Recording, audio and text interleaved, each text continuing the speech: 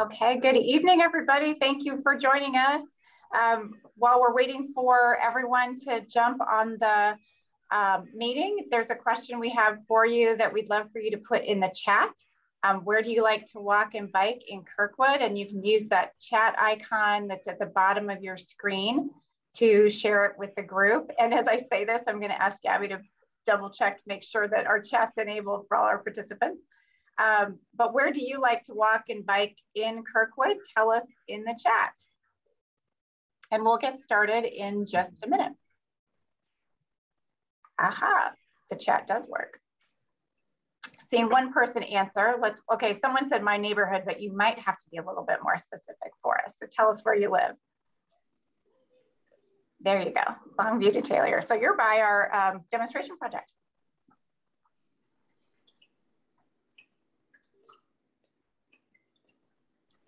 Still seeing a couple more people come in, so we'll wait just another minute and then get going. Okay, yep. Find the chat and tell us where you like to walk and bike in Kirkwood. Ruth to Delchester, very good. Oh, Ballas Road. To Sugar Creek, absolutely. Okay, well, I think we'll go ahead and get started. And you can keep on answering that question about where you like to walk and bike in Kirkwood as we're talking here. But my name is Beth Quindry, and I'm with the project team. My role is to help with public outreach and communications. I'm also a Kirkwood resident, but on this project, I'm supporting the team who's led by Alta Planning and Design, who's doing engineering and planning work. So the purpose of our meeting tonight is to introduce you to Vision Zero. Some of you may be familiar with it already, but we're introducing you to Vision Zero. We're going to be sharing quite a bit of information on crash analysis that's been done by the team, showing the history of crashes in Kirkwood for the last 10 years. And then we're going to start talking about potential solutions to make walking, biking, and driving safer in Kirkwood. So we're interested in getting your feedback throughout the meeting. So we'll have some polls. We're going to have some optional smaller group discussions following the presentations today. So I'll tell you a little bit more about that component of the meeting here in a couple of minutes. But to start us off, I'm going to introduce Mayor Tim Griffin with the City of Kirkwood. And he's a longtime elected official who has served the City Council and the people of Kirkwood since 1993, almost consecutively. Has been mayor since 2016. He's a big supporter of walking and biking, and he helped to establish the Vision Zero Task Force that was the initiation for this project. So we're very excited to have him on the phone, or I always want to say on the phone, on the meeting with us tonight. It's really important for efforts like this to have support from top level elected officials. So Mayor Griffin, thank you very much for joining us. Great, thank you, Beth, and thank you very much for inviting me to say just a few brief words tonight. This is something that it's been nearly 3 years since this process started, when the task force was first formed. Council subcommittee was formed with Councilmember Maggie Dewey as chair, Councilmember Kara Wirtz and Mark Zimmer on the committee, and started having meetings, and I'm sure you'll get into some of this. And then just as things were getting momentum, COVID hit, and things kind of, for funding and other reasons, came to a real slowdown. But I'm just thrilled that we're at this point where the action plan is being developed by the subcommittee, the staff, the consultants, and everyone involved. I think this is a really, really important thing for Kirkwood, because as we progress, we want to become a very, very safe, have a safe mode of transportation for everyone: vehicles, pedestrians, cyclists, just everyone who wants to be out there. And that's really what the whole purpose of this is. And I just think as we go forward in Kirkwood, it's just something people not only want, but expect, and we can really, really make a big difference in doing this. So I am so excited that we're at this point with the Vision Zero Task Force and Subcommittee. And I know tonight is one very, very big part of the program. And I really look forward to the action plan being developed and then our council subcommittee bringing it back to the entire city council after the first of the year, probably sometime in the first few months, so it can be put into action officially. So again, thank you all for your work in putting this together. And again, I look forward to seeing the action plan develop. And now I would like to turn this over to Deputy Mayor and the Chair of the Vision Zero Task Force for the Council, Council Member Maggie Dewey. Thank you, Mayor, and hi, everyone. I am a biker and a walker. I ride and walk Grant and Katie on the streets of Kirkwood. And more than once, I've come very close to being hit by a speeding and or negligent driver while riding the streets of Kirkwood. It's a frightening thing, and I was lucky. And a number of years ago, I almost hit someone on a bike while in my car. And again, I was very lucky, and we all have work to do. Vision Zero is a fundamentally different way to approach safety for all of us, whether we are in cars, on bikes, walking, or differently abled. It is a strategy to eliminate all traffic fatalities and severe injuries by increasing equitable, safe, healthy travel in our city. Vision Zero is a collaborative effort across city departments and officials, students, residents, and businesses, adults, teens, and kids. To succeed, we need all our voices. It is data-driven. We continue to collect traffic and road data, analyze it, and use it to make plans to get us to the goal of 0 traffic deaths and 0 serious injuries on the streets of Kirkwood. Vision Zero is based on the premise that traffic deaths are preventable and that human behavior is not perfect. And so human failing is built into the approach of the whole program. We cannot prevent all collisions. Our goal is to prevent all fatal and severe crashes. Speed has been proven to be one of the main causes of many crashes here and everywhere. If a driver of a car hits someone not in a car at 20 miles an hour, there is a 90% chance that the person hit will survive.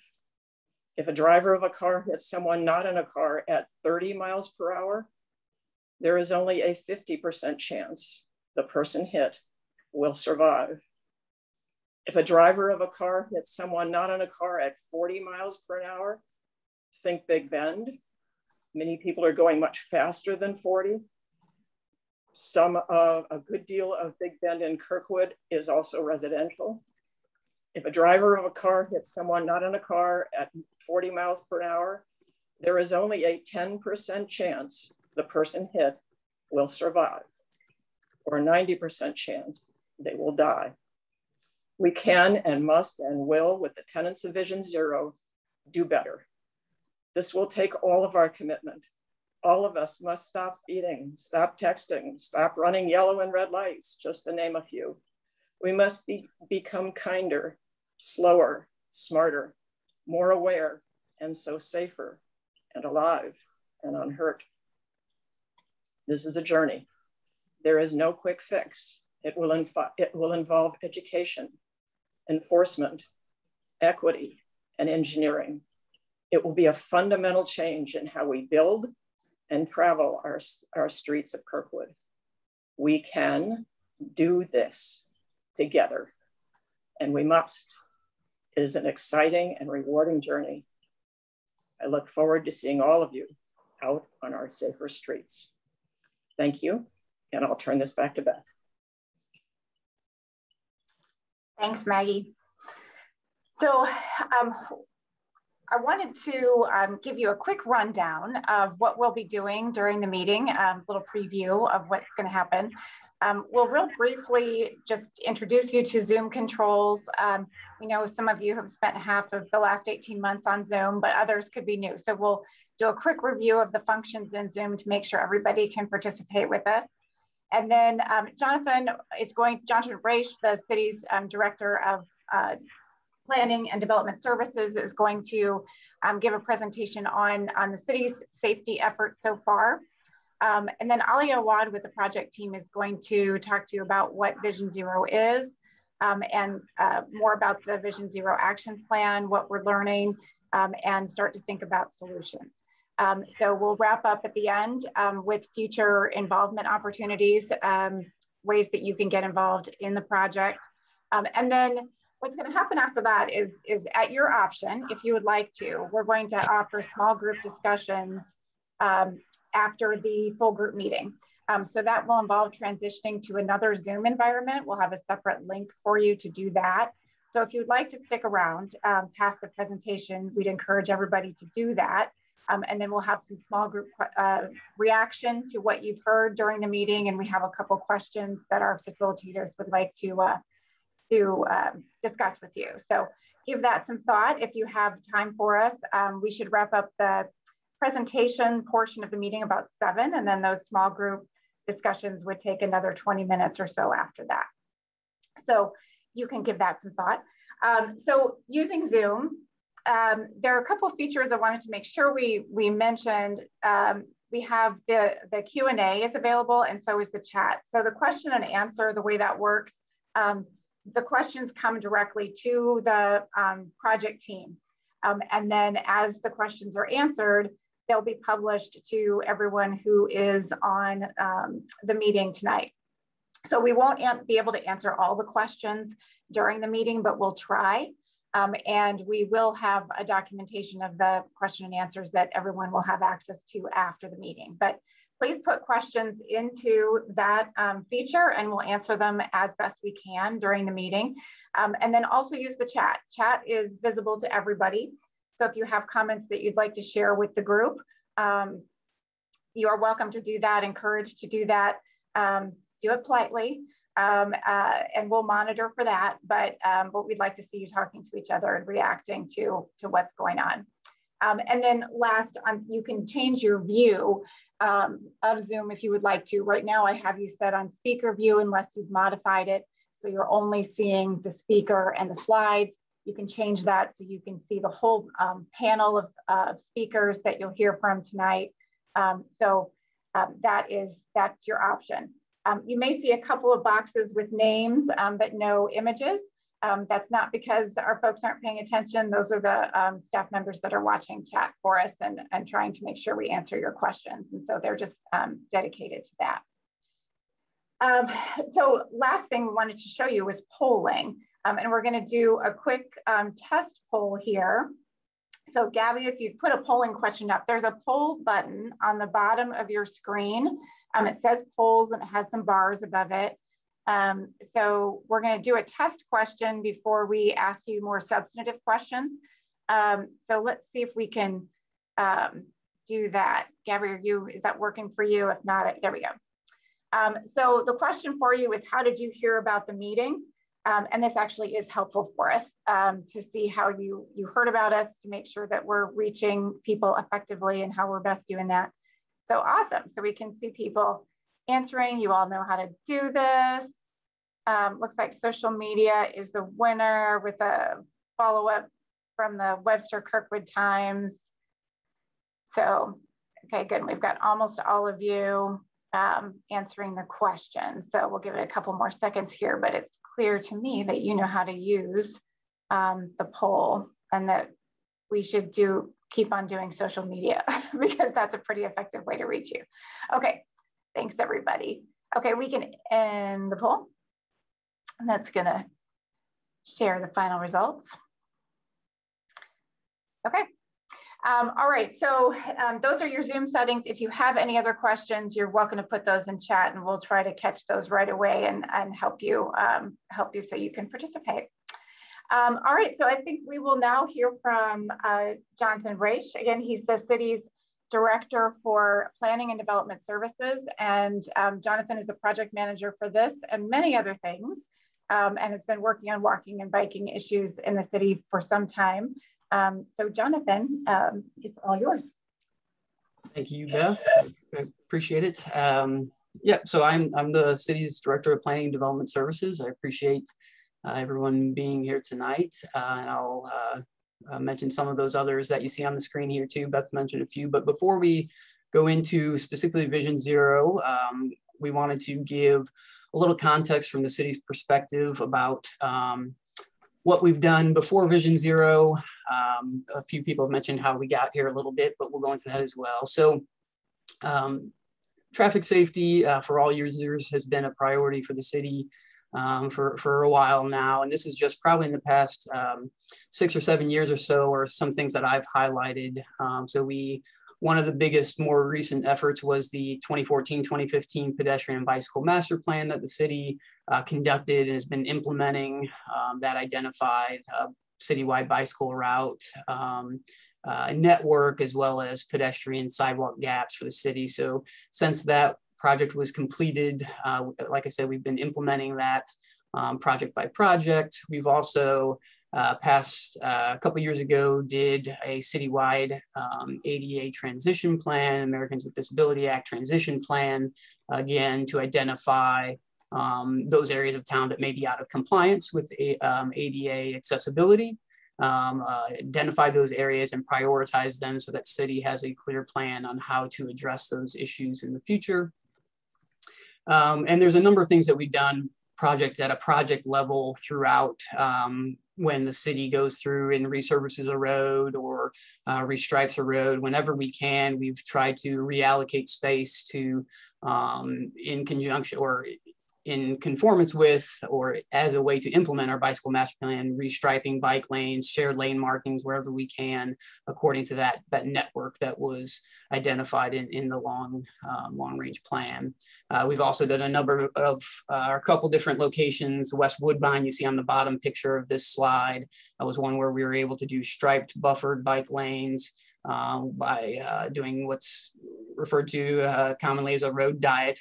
We reduced the number of travel lanes and reallocated that space to bicycle lanes. So we've also done a number of projects. The MoDOT Route 100 or Manchester Road project that is under the phase 1 of that is under construction now. The city partnered with MoDOT to help increase pedestrian safety measures.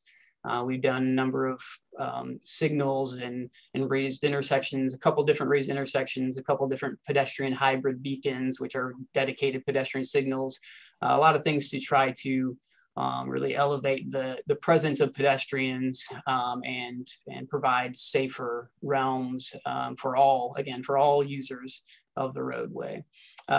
We also, I focused a lot on engineering and design side of it. However, you'll hear more about this throughout tonight, but education and outreach is also a component. So we have our police department who's continued to do bicycle safety courses with schools. And the city as well, we've tried to do what we can in the interim of additional outreach on our website and social media throughout, and helping educate the public, all users on safe practices throughout the roadway. So yeah, hopefully that gives you an idea of initiatives that have been going on in the past handful of years or so, and now has led us to wanting to, so we've made these substantial efforts in implementing our various plans and projects to improve pedestrian bicycle safety. However, we realized that Vision Zero would provide a more holistic approach to continuing these efforts. And we see this as the next step in our efforts to prioritize traffic safety for all, which is the tagline that this Task Force Vision Zero, the council members have identified for this project, is to prioritize traffic safety for all. So we really do see this as a more holistic approach, and I know Alia will get into that as well. But so with that, I will introduce a little bit the team. So you've met Beth Quindry with Shockey Consulting. We also have Gabby, who's doing some work in the background with Shockey. And then on Alta's side, we have Alia and Sean and Jennifer as well. So some of them you'll hear from, others will be working in the background tonight. And then we have Ian Thomas with America Walks. So those three groups are our consultant team that the city has hired to take us through this process.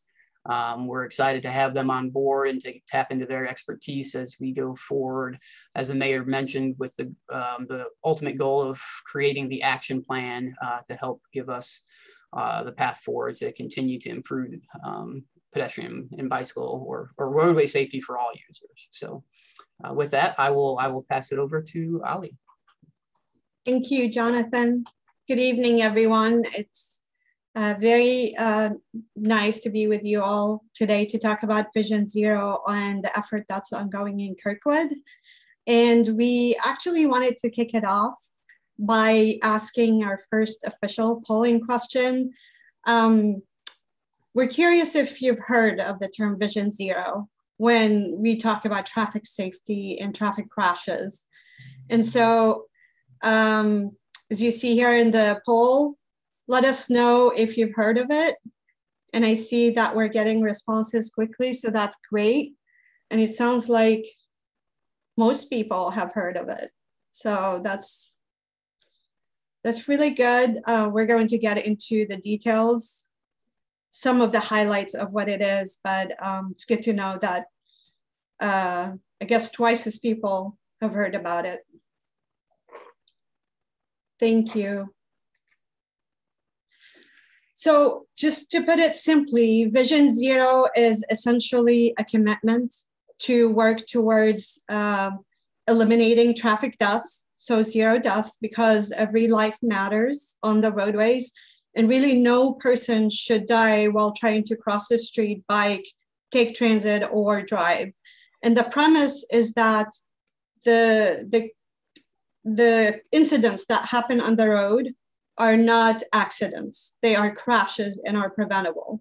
And there are strategies that we can come up with based on the understanding of what's happening within the context of the city to work towards eliminating those deaths. And taking into consideration that human error will happen. And so we have to implement designs and strategies that are forgiving and not allowing of severe injury and death. And just wanted to also highlight that for every Vision Zero effort, speed is a fundamental factor that is considered, and treatments are basically put together to address speed in general.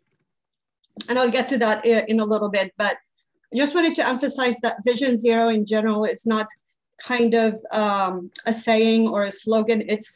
It's much more than that. It's basically a comprehensive effort to eliminate traffic deaths through different venues.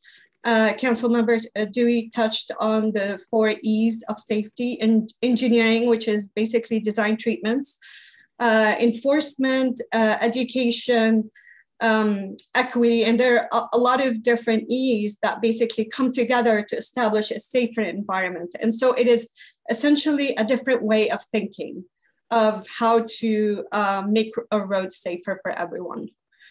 And so as Councilmember Dewey mentioned, speed is a fundamental factor of how Vision Zero and safer roads should be addressed, because simply put, speed kills. And so, in making the road safer for everyone so that everyone can use them equitably, it is important to recognize the context. And the reality is, if a pedestrian gets hit at 40 miles an hour, their chances of survival are minimal. And when that speed drops to 20, the chances of survival are basically flipped. And so now we're going to get into the Vision Zero action plan that's currently ongoing, that the project team is working on with the city. Just to kind of give you a high-level overview of where we are with the plan and what has been put together so far. Mayor Griffin and Councilmember Dewey touched on the task force committee that was put together. It speaks to the commitment of the elected officials on this effort, which is very important to basically the momentum and commitment of the effort. We also have a technical steering committee that we touch base with at different milestones of the effort to kind of discuss the technical details of the project. And one thing we've made sure to focus on is to integrate community input opportunities throughout the process. And I'll touch a little bit about that towards the end of the presentation. But we have a project website set up, and we've had community events, and we actually have some more that are coming that I wanted to talk about. And one of the main tenets of Vision Zero is that it's data driven.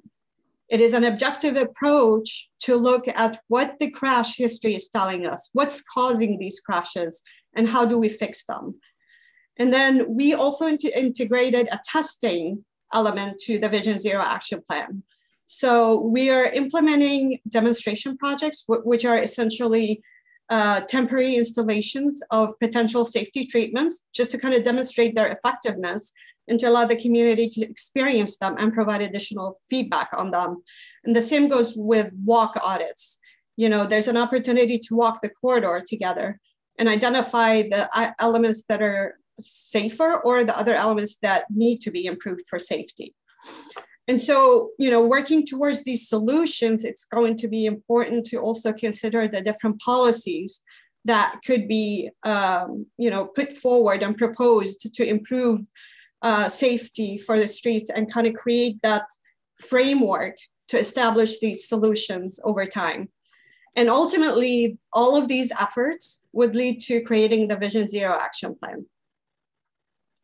I wanted to touch a little bit about what we've learned from analyzing the crashes, the history of crashes in the city of Kirkwood. We've looked at crashes between 2011 and 2020, and recognizing that last year was an abnormal year given the pandemic. Generally speaking, the city averaged about 750 crashes total every year. And, with the mindset that Vision Zero works towards focusing on severe injuries and fatalities to kind of target the most critical need for safety, total over the last 10 years, about 101 fatalities and severe injuries have taken place over that time period. We've looked into where those crashes have occurred and some of the conditions in what, at the time they occurred, and found that almost 3/4 of them occurred at intersections. Over a quarter happened during nighttime. And then a quarter also happened when the vehicle left the lane or the roadway. Generally speaking, these kinds of crashes lead to more severe injuries. We also looked at the different types of crashes that cause these fatalities and severe injuries, and found that vulnerable users, essentially bicyclists and pedestrians that are not protected, with a frame of a car, are more susceptible to dying or getting severely injured. Conflicting movements, such as attempting to take a left turn at intersections or in a center lane into a driveway, also have caused severe injuries. Head-on crashes as well because of the impact. And it's important to mention a lot of the reasons for these crashes were related to human behavior. There was actually a significant number of crashes that were attributed to speeding and aggressive driving. And so this is kind of sets the objective framework, the data, to evaluate what kinds of crashes have occurred within the city, and then how do we resolve them.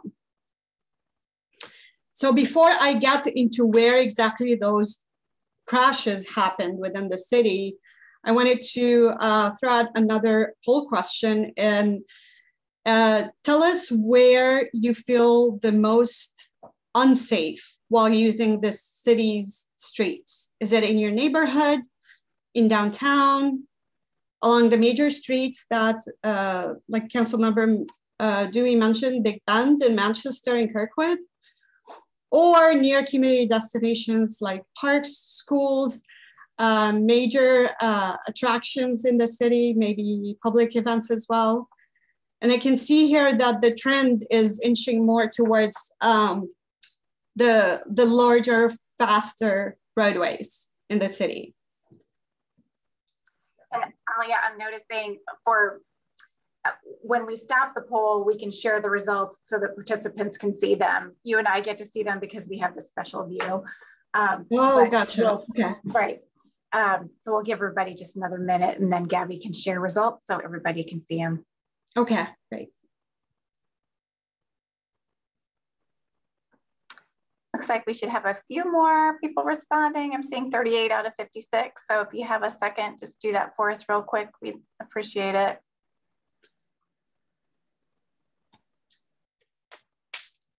Okay, Gabby, let's close it. Okay, and now everybody can see results, Alia. They can see the results? Yes.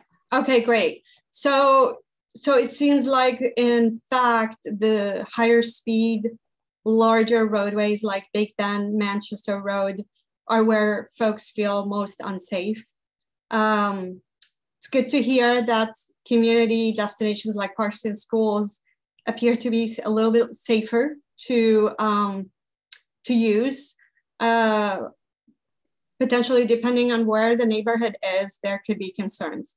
And so now we're going to get into kind of our overall look of, what our analysis told us in terms of where these most severe crashes are occurring.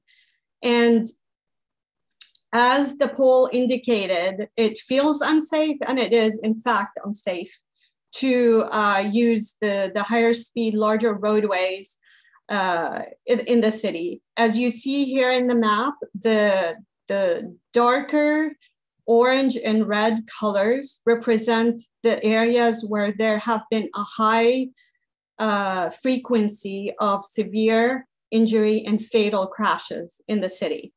There's also a higher number of them. So they're both more severe, and there tend to be clusters of those types of severe crashes. So generally speaking, Big Bend, Kirkwood, and Manchester kind of define that high, what we call the high injury network. And the premise is, if we focus on making these streets safer, then we are working towards reducing the amount of severe injury crashes and fatalities.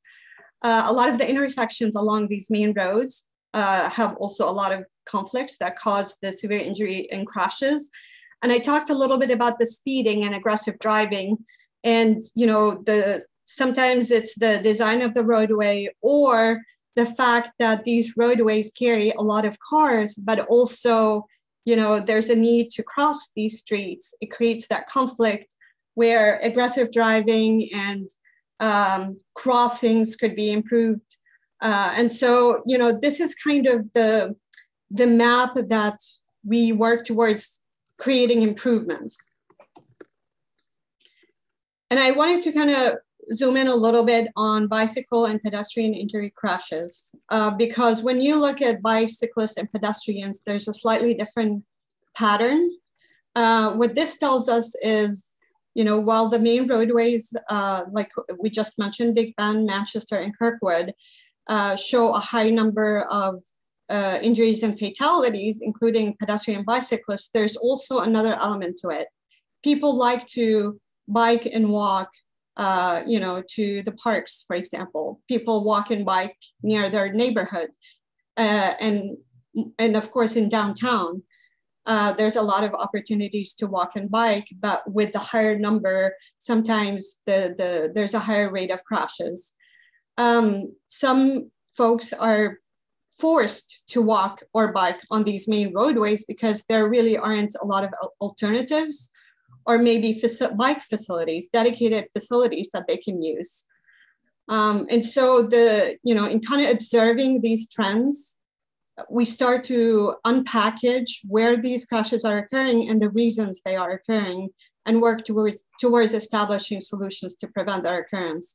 And as I mentioned before, the chance of survival is lower for bicyclists and pedestrians. So, well, when you look at all crashes, in the city, only 2% involved bicyclists and pedestrians, but over a quarter of the severe injuries and traffic deaths were actually either bicyclists or pedestrians. And so for our last poll question of our main session, we wanted to know, in your opinion, what are the potential strategies that you would support and would like to see included in the Vision Zero action plan? And as we mentioned before, these strategies could be, actual design treatments, improvements to the actual roadway, or they could be possibly policies, or they could be geared more towards education. Education campaigns that alert road users, whether bicyclists, pedestrians, or drivers, to safer streets and safer driver behavior and bicycling behavior. And we'll wait for the poll to end, and then I'll reveal the results.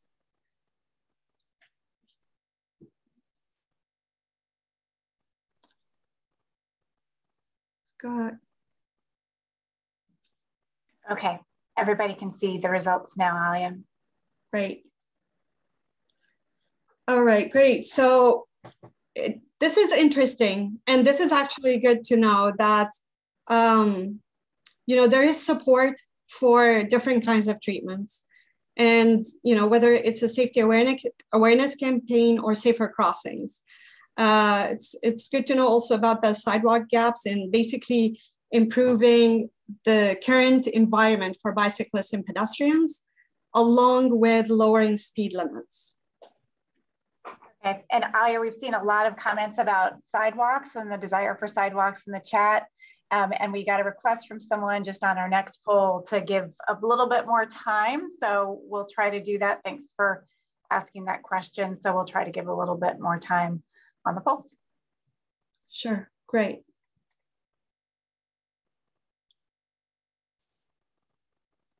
Okay, so we talked about, what are the preferred safety solutions? And, as I mentioned at first, it's really, not one solution, it's multiple strategies working together to ultimately eliminate traffic deaths and injuries.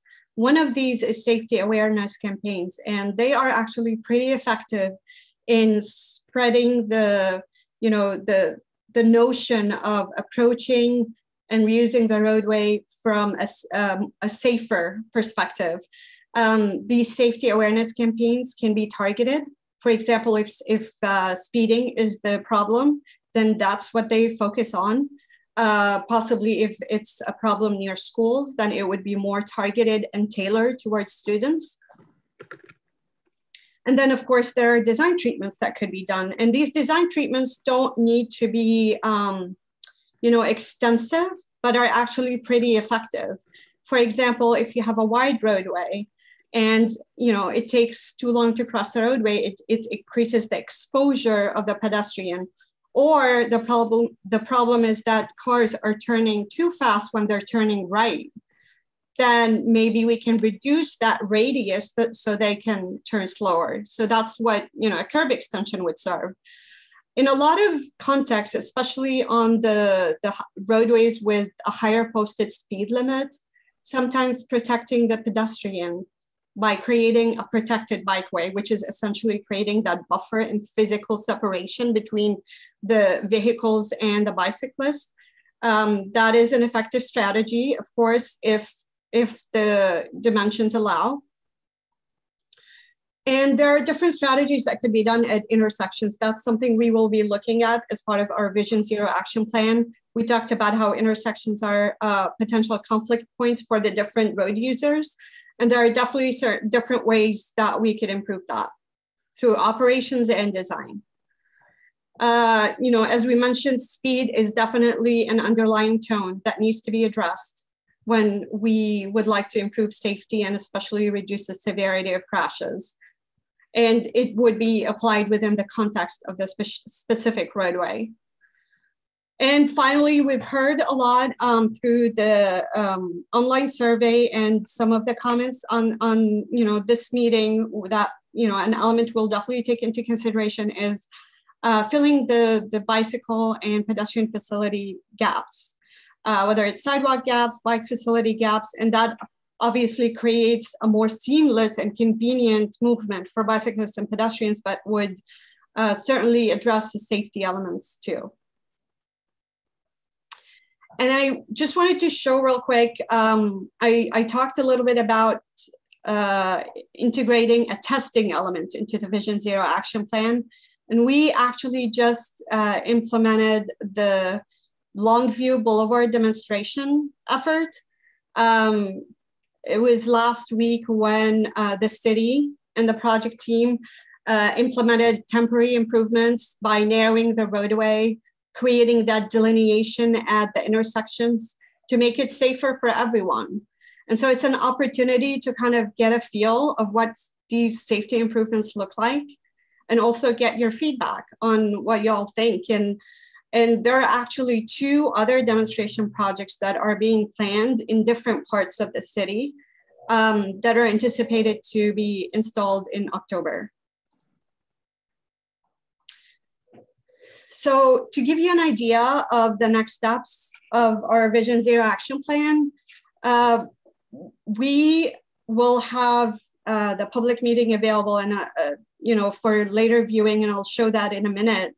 But I also mentioned an online survey, and that is actually still open and available on the website for a little while longer. And we've with Shockey in the city, we've had a number of community events where we've shared information about Vision Zero. We actually have one more event in October, and as well as the demonstration walk audit. So really in October is where we're gonna wrap up the rest of the community feedback, and we'd love to hear from you all on that. And after that, we're going to basically consolidate this information along with the analysis that we've done. We're going to start developing the Vision Zero toolbox of solutions in consultation with the Vision Zero Task Force and the steering committee, and working towards early next year, we're basically going to finalize the Vision Zero action plan and work towards a final draft by February of 2022.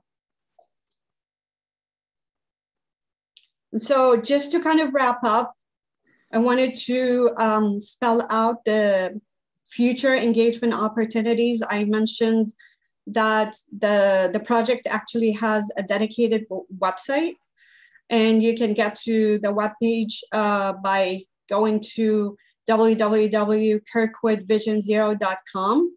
And I believe that will be put in the comments, the chat, the link. That's where you'll find more information about Vision Zero, some of the related efforts, some of the events that have taken place. And also, if you go to the top left bar, which is where the menu, the pull down menu is located, that's where you'll find a link to this meeting to be able to view it at a later time, along with the slides that we're presenting. And I mentioned the online community survey that's also available on the website. And so please feel free to take the survey while it's still open. And I believe, Beth, it will be closed in a week or so. Right, it'll be open, the survey will be open for another week. Okay, great. And then finally, we have one more community event, which will be the Police Department Open House on October 2nd. So this Saturday, it will be between 10 and 1. That's where you'll find more information about the Vision Zero effort. With that, I'd like to close the presentation of our Vision Zero effort thus far. And Beth, that's where I guess we would be able to break out into the sessions unless we have time to take questions. You know, I think we do. We wanted this portion of the meeting to be about an hour, and we're under that. So let's spend just a couple minutes. There have been several questions on the demonstration project. why it was chosen in that location, and then the location of future demonstration projects. So would you like to speak a little bit about that, Alia? Sure. So one of the elements in choosing those demonstration projects and their location is to demonstrate different contexts within the city, to try to kind of showcase a variety of different treatments that could take place. We've selected those areas in consultation with the city, also in terms of, there has been possibly a history of speeding in those areas. I also showed the high injury network map, where a lot of, the severe crashes were occurring, and some of them were happening in downtown, others were along Big Bend and the major roadways. And so for both the demonstration projects and the walk audits, we're actually going to, place those events at these different locations. Jonathan, I don't know if you wanted to touch in more detail about those locations, but. Yeah, I mean, no, I think you covered. I mean, we're going to try to make sure that the distribution of those are spread out between the walking audits that occur, and we hit as many areas of the city as possible. I mean, I guess at the last task force meeting, the council members did give us direction to look at location both in downtown, and then one location near Eastern Big Bend, near the Meacham Park neighborhood, based on data of those being near Kirkwood Road and Big Bend and the high injury network. So we will be looking at in the next month or so, looking at those additional demonstration projects. Yep, thanks. And it's important to know that it's definitely mostly driven by what the data is telling us, and us trying to demonstrate different solutions to give the community as a whole a flavor of what these treatments could look like.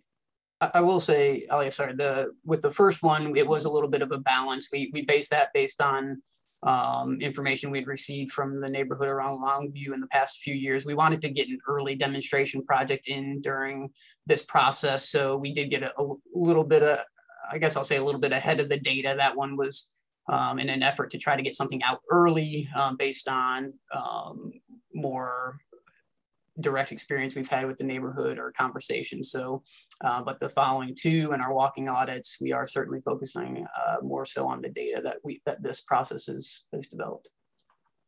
Jonathan, in the chat, someone asked if you're a walker at this demonstration project, are you, where should you be? Should you be in the red, or what guidance would you give for walkers? Sure.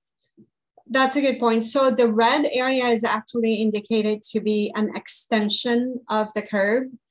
And so it means basically it's to the walker, to the pedestrian.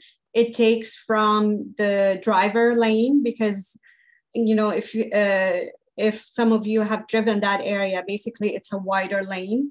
And so we've narrowed down the lane to create kind of a slower speed environment and claim some of the red painted area back to the pedestrians.